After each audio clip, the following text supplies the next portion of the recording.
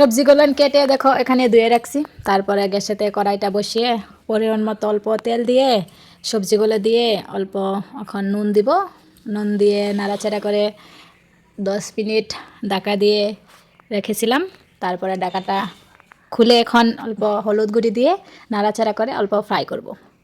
দেখতে পাচ্ছ ফ্রাই হয়েছে, ফ্রাই হয়ে গেছে। এখন আবারও গ্যাসেতে প্রেসার কুকারটা বসিয়ে এখানে ফোড়ন দিয়ে দিছি, তেজপাতা, শুকনো মরিচ, আদা, তারপরে পাঁচফোড়ন, তারপর ডাল দিয়ে ভেজেছি অল্প।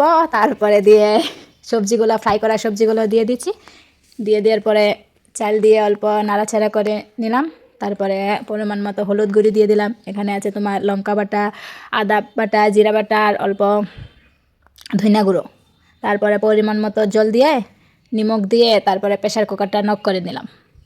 নক করার পর সিটির জন্য অপেক্ষা করতেছিলাম। তারপরে 3টা সিটি দিয়েছে। তারপরে নামিয়ে কেটে রাখা ধনিয়া পাতাগুলো দিয়ে নাড়াচাড়া করে অল্প ঘি দিয়ে দিলাম। তারপরে এগুলাকে নামিয়ে খাওয়ার জন্য থালে বেড়ে নিলাম। থালে বাড়ার পর দেখতে পাচ্ছ কালারটা কত সুন্দর এসেছে। ভিডিওটা যদি ভালো লেগে থাকে অবশ্যই চ্যানেলটাকে সাবস্ক্রাইব করে নিও।